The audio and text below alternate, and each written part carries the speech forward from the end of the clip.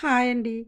పూర్వం మన అమ్మమ్మ, నానమ్మల కాలంలో బియ్యాన్ని నూక చెయ్యాలన్నా, పిండి చెయ్యాలన్నా, కందులు, మినుములు, పెసలు వంటి పప్పు ధాన్యాలను పప్పు చెయ్యాలన్నా తిరగలి ఉపయోగించేవారు.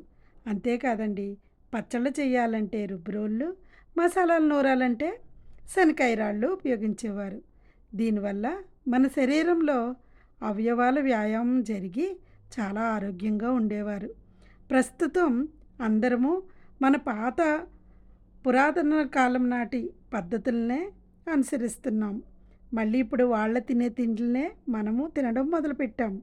అదేవిధంగా తిండి మాత్రమే కాదు, గ్రైండర్ మిక్సీలు కూడా పక్కన పెడితే ఆరోగ్యానికి ఆరోగ్యం, రుచికి రుచి మనకు లభిస్తుంది.